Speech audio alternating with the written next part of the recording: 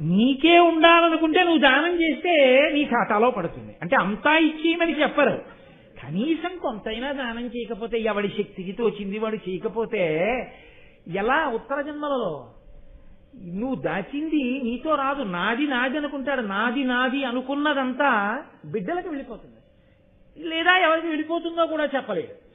కానీ నువ్వు ఇచ్చుకున్నదేదో అది మాత్రం నీదిగా వస్తుంది. అసలు నీది చేసుకోవడం అన్న మాటకు అర్థం ఏంటంటే నువ్వు బతికుండగా దానం చేసుకోవడం. నువ్వు బతికుండగా దానం చేయడం మానేసి 10 కోట్లు కొడుక్కిచ్చి వాడు ఏదో చేస్తాడనుకుంటే వాడు 11 రూపాయలకు దానం చేస్తాడు. వాడు గోదానం ఎందుకు చేస్తాడు? తండ్రికి ఏ బుద్ధో కొడుకు అదే బుద్ధి. వాడు చేస్తాడు ఏంటి? బతికుండగా నువ్వు చేయింది చచ్చిపోయా కొడుకు చేస్తారా? అందుకే దానం చేసేటప్పుడు కొడుకుని దగ్గర పెట్టుకోమన్నారు. పెద్దల శుశ్రూష చేసేటప్పుడు తల్లి కూతురుని దగ్గర పెట్టుకోమన్నారు. పెద్దల శుశ్రూష ఇలా చెయ్యాలన్న మాటని తల్లి దగ్గర కూతురు నేర్చుకుంటుంది. తండ్రి దానం చూసి ఓహో నాన్నగారులా ఇలా బతకాలన్నమాటని కొడుకు నేర్చుకుంటాడు. కొడుకు నేర్చుకోవడానికి యోగ్యమైన బతుకు లేని తండ్రి, కూతురు నేర్చుకోవడానికి యోగ్యమైన నడవడి లేని తల్లి, నాకెందుకు వచ్చిన గొడవ? కాబట్టి రాజరాజ నరేంద్రుడు అంటాడు, నాకు భారత కథాశ్రవణాభిరతిన్ మదీయ చిత్తము అనిశంబు, నాకు చాలా ఇష్టమైనవయా సంతత దానశీలతయు, ఎప్పుడూ దానం చెయ్యాలని నా మనసు కోరుకుంటూ ఉంటుంది. శశ్వత్సాధు సాంగత్యము, సాధు పురుషులైన వాళ్ళు ఉంటారే, పరమభక్తులైన వాళ్ళు, వాళ్ళతో స్నేహం కోరుకుంటూ ఉంటానయ్యా. వాళ్ళకి దగ్గరగా ఉండాలని, వాళ్ళు నన్ను స్మరిస్తూ ఉండాలని, వాళ్ళతో నేను చనువుగా ఉండగలగాలని, వాళ్ళ పక్కన తిరగగలిగినటువంటి ఆ చొరవ స్వాతంత్ర్యం నాకు నిలబడాలని కోరుకుంటాను.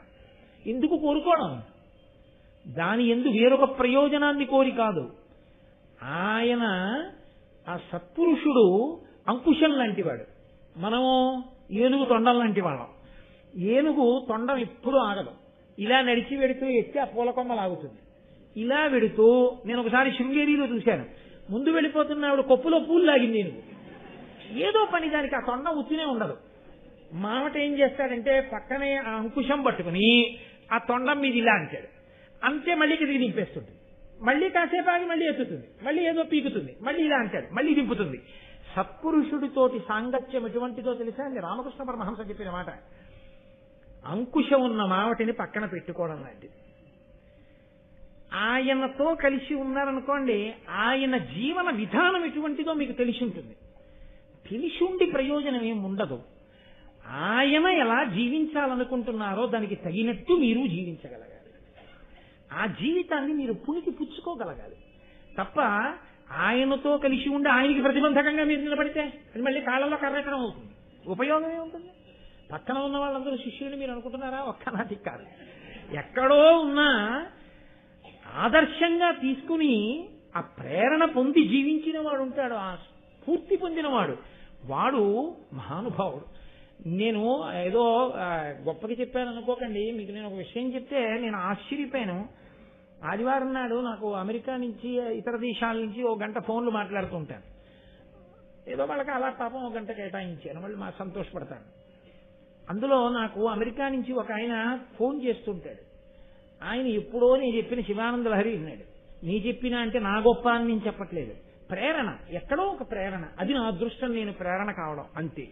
ఆయన ఎంత గొప్ప శివభక్తి తత్పరుడయ్యాడంటే మనం ఇన్ని ఉన్న ఇక్కడుండి నేర్చుకోలేకపోతే అమెరికాలో ఉన్న ఆయన వారాంతపు సెలవుల్లో కొన్ని 100 కిలోమీటర్ల దూరంలో ఉన్న వ్యక్తుల దగ్గరికి వెళ్ళి వాళ్ళ దగ్గర నువ్వు అబ్బాయి గుండు చేయించుకుని పిలక పెట్టుకుని పంచ కట్టుకుని కూర్చుంటే నీకు నేర్పుతాం రుద్రం, లేకపోతే నీకు నేర్పమంటే అలాగే కూర్చుని 10 మంది నవ్వినా కూడా ఉద్యోగం చేసేటప్పుడు సిగ్గుపడకుండా నేను రుద్రం నేర్చుకోవలసిందే అని వారాంతపు సెలవుల్లో వెళ్ళి రుద్రం నేర్చుకుని ఆయన నాకు ఫోన్లో ఆ రుద్రం వినిపిస్తుంటాడు. గురువుగారు ఇక్కడ వరకు నేర్చుకున్నానండి ఇవాళ.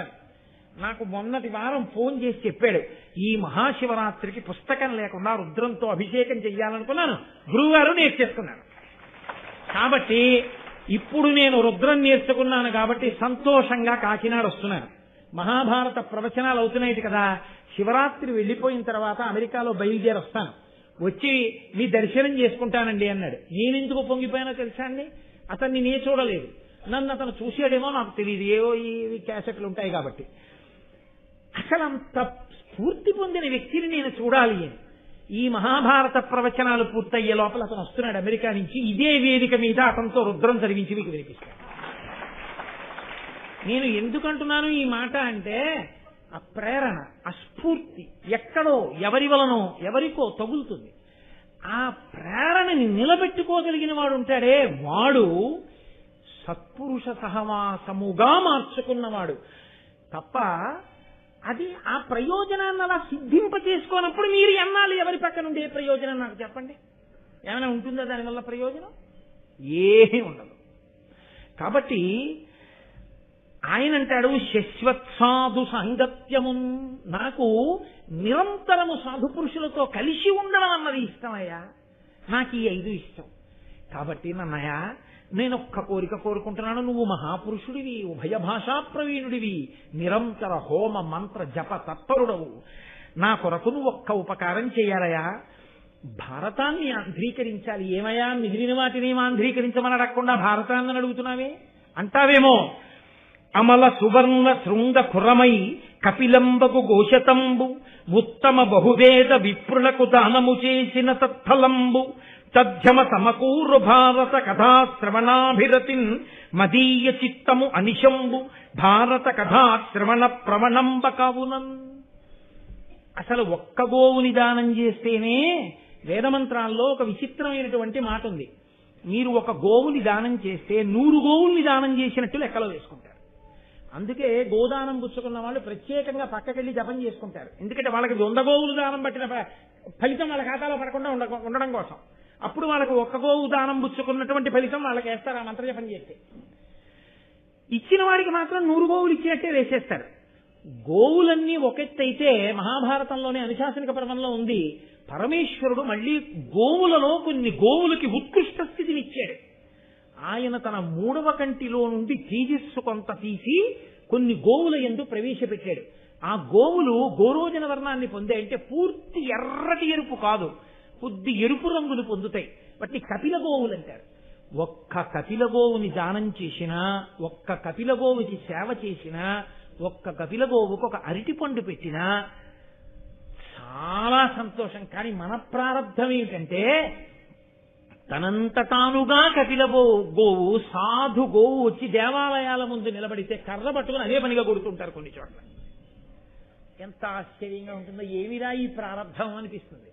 కాబట్టి రాజరాజ నరేంద్రుడు అంటున్నాడు, అమల సువర్ణ శృంగ ఖురమై కపిలంబ గుగోశతంబు. ఇక్కడ అసలు గోవుయే దొరకడం కష్టం, సరి అయిన గోవు దొరకాలి. కాదు కపిల గోవు దొరకాలి. అది ఎటువంటి కపిల గోవు అయి ఉండాలి?